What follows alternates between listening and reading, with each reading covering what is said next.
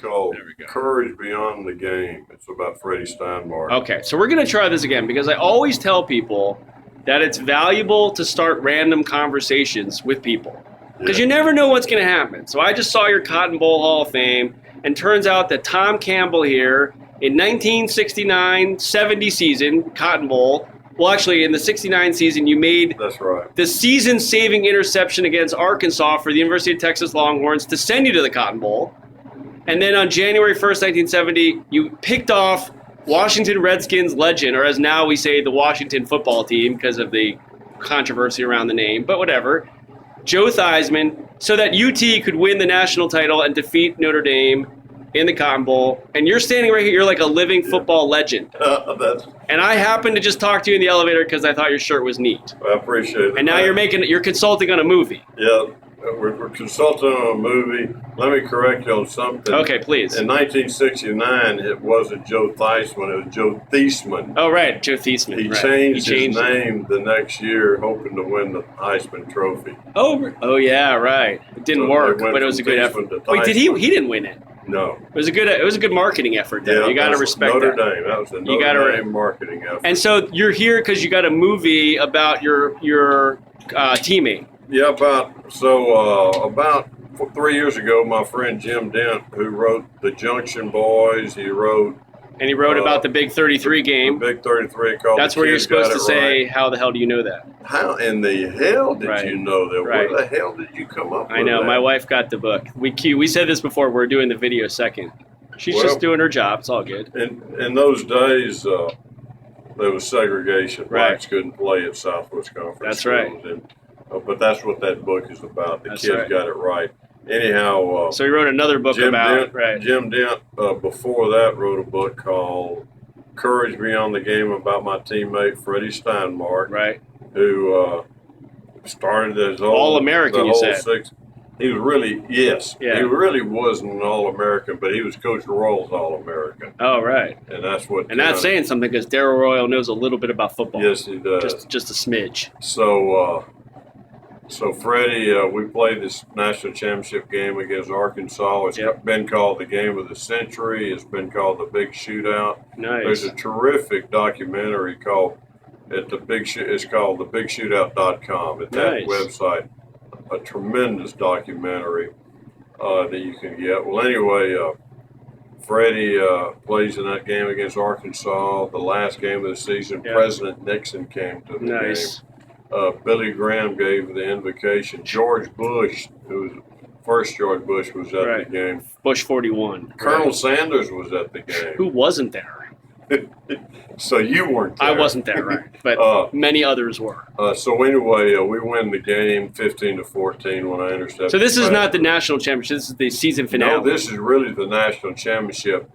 The Bowls didn't have it. Right. That was the last year, though. The very next year is when the Bowls started having an impact on the championship. Well, anyway, Freddie Steinmark starts that whole season. Good Texas boy. He's actually from Colorado, amazingly enough. We look over that fact. It's an accident. That's part of the movie. Yeah. So because the movie is being made now called My All-American. Right.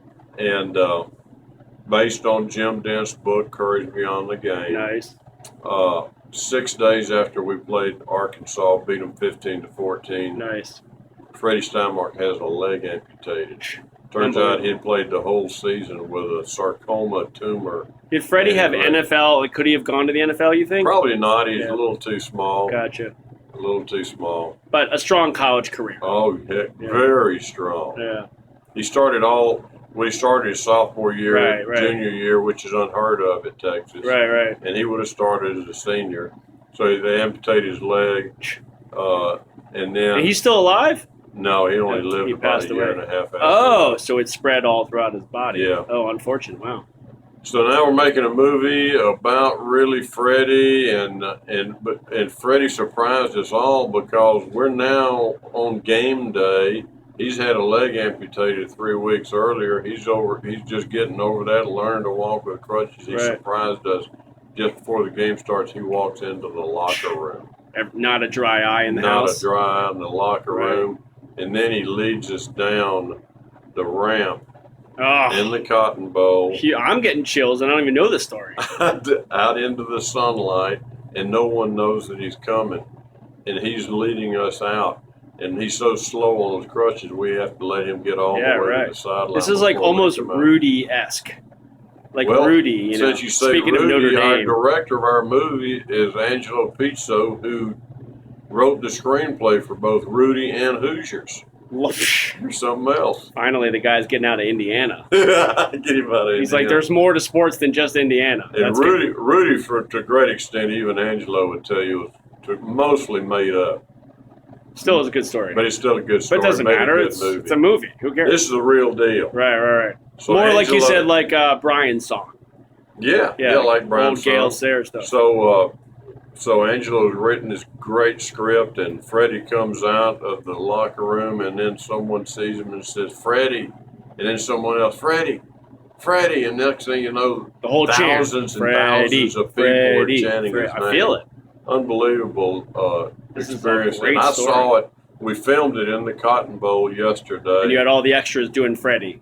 Well, we had all the extras doing Freddie, and I'm getting chills on the sideline watching this because it's reliving it. So you're kind of brought on as like the guy who actually said, "Here's what happened." I mean, aren't there a bunch of? I'm a football consultant on the movie. I'm a consultant. So you get a little name at the end. Yeah, I'll probably have football consultant. Maybe they'll give you some free tickets or something, like a DVD. I hope I don't have to buy a ticket. Do they pay you for that?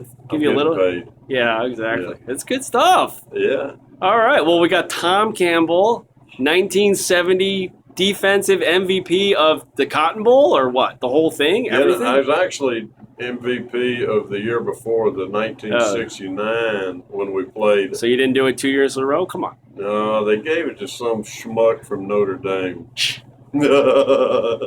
Those Fighting Irish, you just can't shake them. Well, I intercepted the pass too late in the game. Yeah. Oh, they already gave out the award. Yeah, they'd already done it. You can't do that.